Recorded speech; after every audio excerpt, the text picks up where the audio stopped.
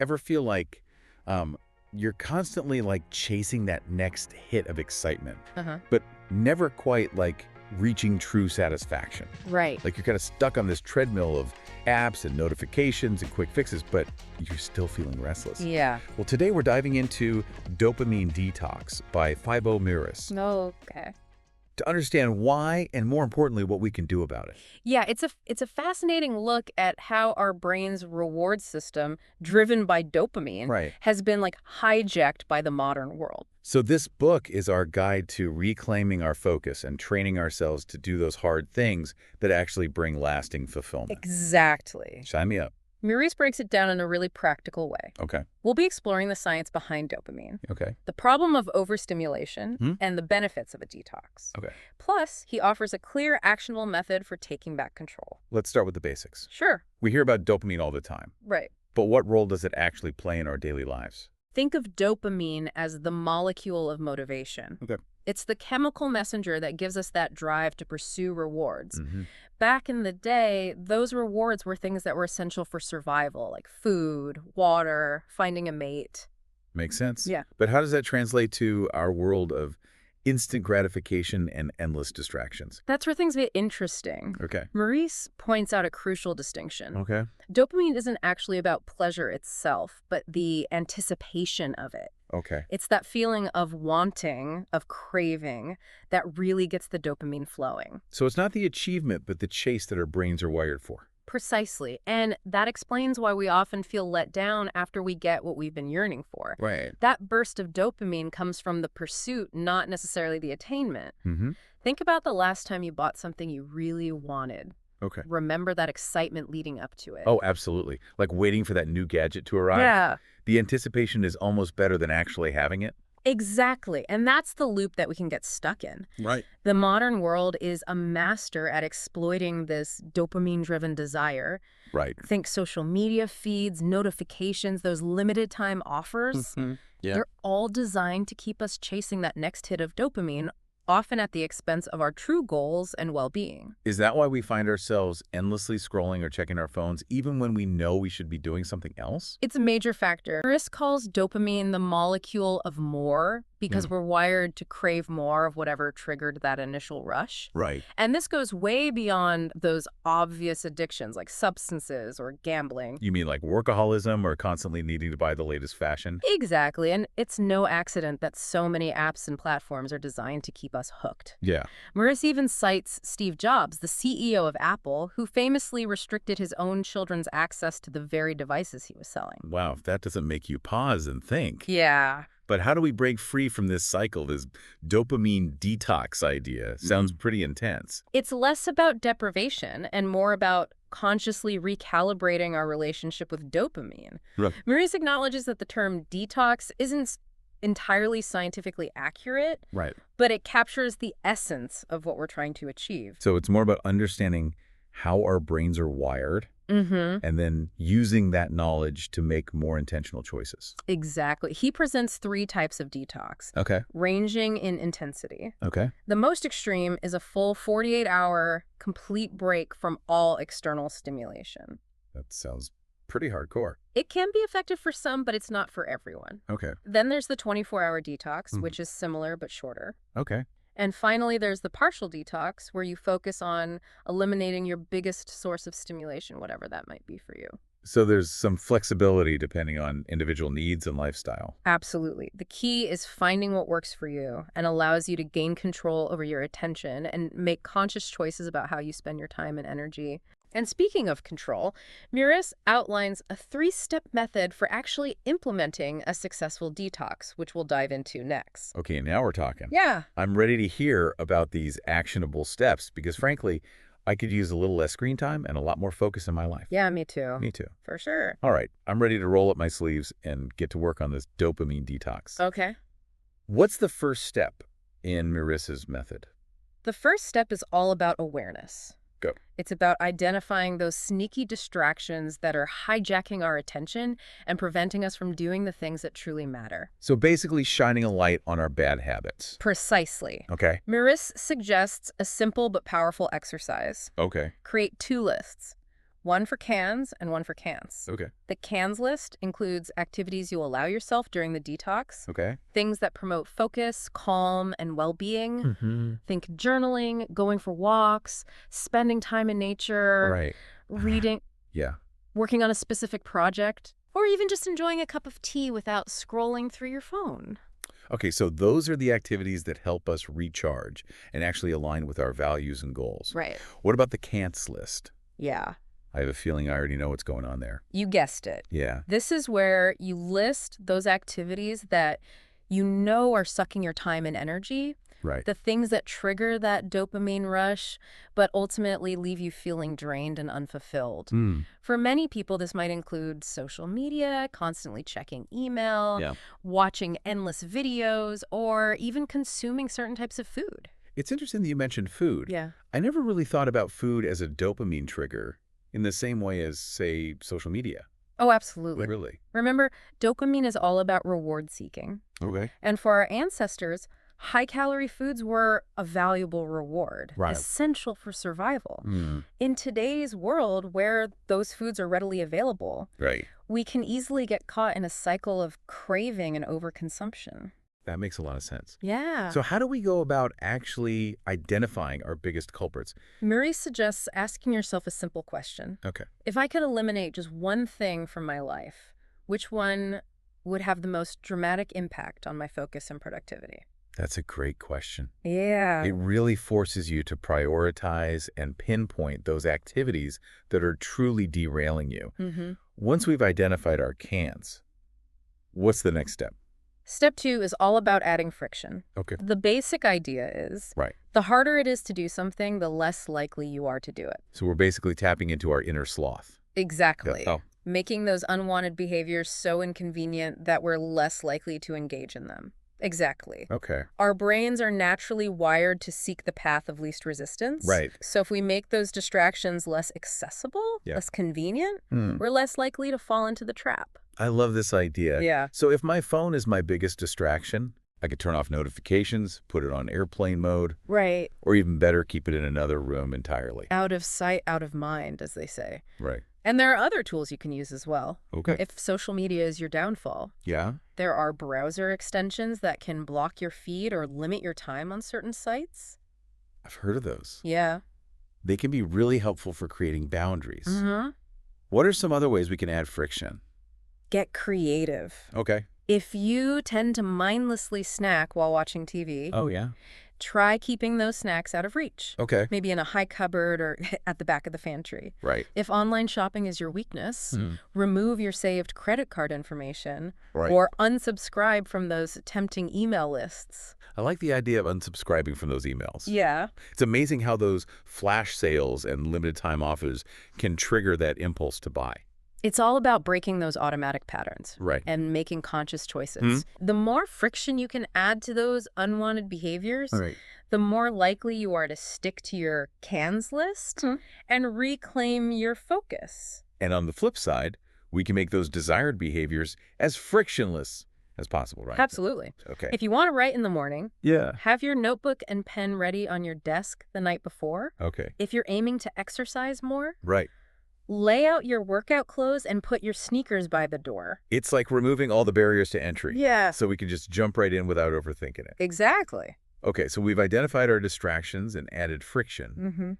What's the third step in this dopamine detox method? Step 3 is all about starting strong Okay. and setting the tone for the day with a morning routine that supports focus and calm rather than stimulation. I've heard a lot about the importance of morning routines. Right. But I've always struggled to make them stick. Yeah.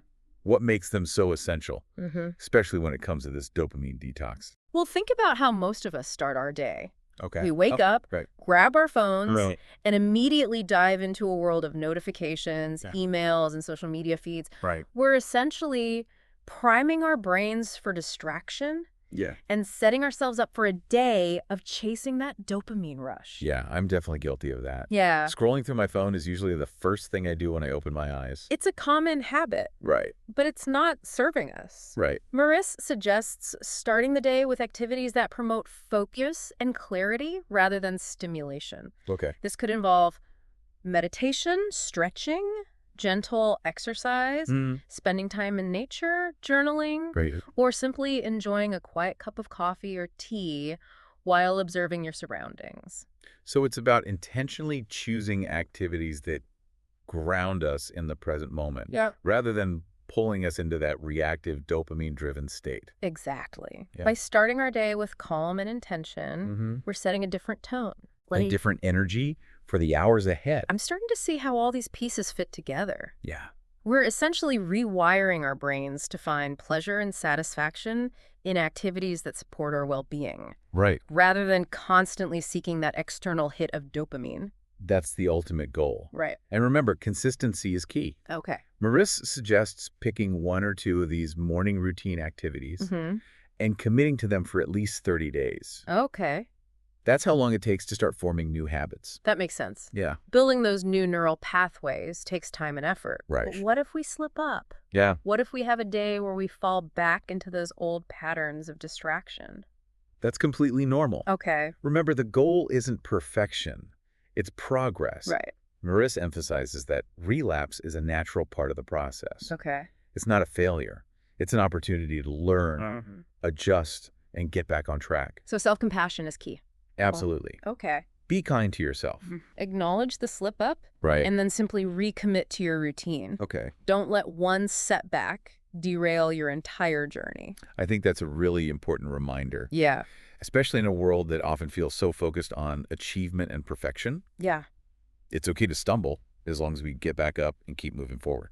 Exactly. And speaking of moving forward, Okay. Meurisse offers some really insightful strategies for avoiding those dopamine relapses Okay. and maintaining those hard-won gains over the long term, Okay. which we'll explore next. Okay. I'm ready to hear about those. Yeah.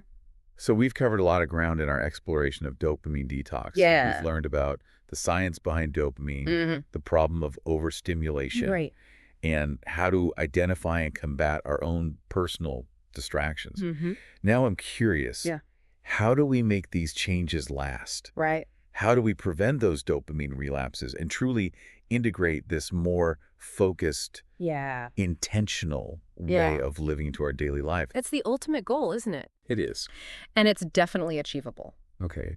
Meurisse offers some really practical and insightful strategies Okay. for navigating those challenges and maintaining those hard-won gains over the long term. All right, I'm all ears. Where do we start? It starts with self-awareness. Okay. Being able to recognize those early warning signs that you're slipping back into old patterns is key. Okay. Notice that feeling of restlessness, Mm-hmm. that urge to check your phone every few minutes, Right. or that sudden aversion to the task you're supposed to be focusing on. So it's about tuning into those subtle cues from our minds and bodies. Exactly. The sooner you can catch those signals, Yeah. the sooner you can course correct. Right. Remember, relapse is a normal part of the process. Right. It's not a failure, it's simply feedback. I appreciate that reframing. Yeah. It takes the pressure off striving for perfection, Mm-hmm. which, let's be honest, is rarely sustainable. Absolutely. It's about progress, not perfection. Right. Acknowledge the slip up. Okay. Be kind to yourself. Yeah. And then simply recommit to your routine. Okay. Meurisse also emphasizes the importance of understanding that the world we live in is designed to distract us. Oh, tell me about it. Yeah. It sometimes feels like a constant battle for my attention.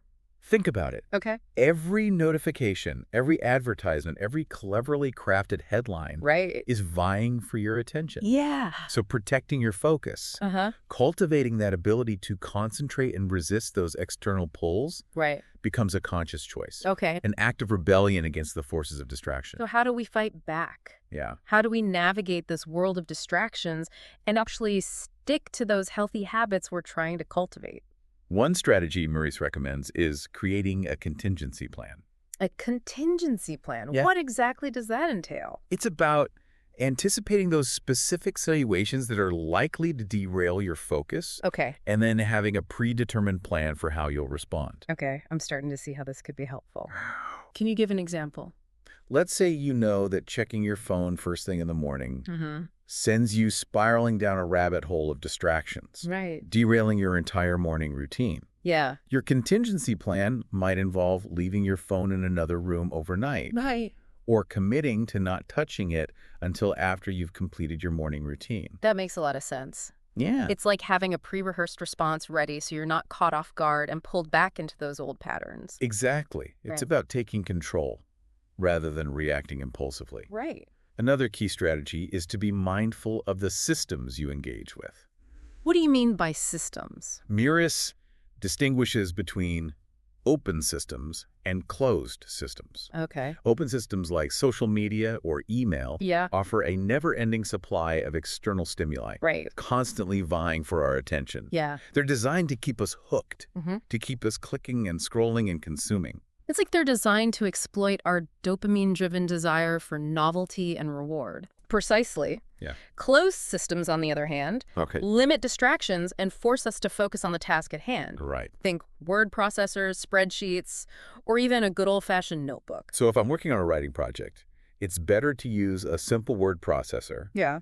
than to have multiple tabs open and be bombarded by notifications. Exactly. By consciously choosing to engage with closed systems, we create a more focused environment that supports our goals and helps us resist those external pulls. This reminds me of something we touched on earlier. Yeah. Cultivating those here and now neurotransmitters like endorphin, Right. oxytocin, and serotonin. That's a crucial piece of the puzzle. Okay. These neurotransmitters are the counterbalance to dopamine's drive. They ground us in the present moment, Right. promote feelings of calm, connection, and contentment, Yeah. and help us find fulfillment in the simple joys of life. So while dopamine is all about seeking and striving, these here and now neurotransmitters are about being present and appreciating what we already have. Exactly. And the beautiful thing is that we can consciously cultivate these neurotransmitters Okay. through activities like meditation, stretching, mindfulness practices, Okay. contemplative walking,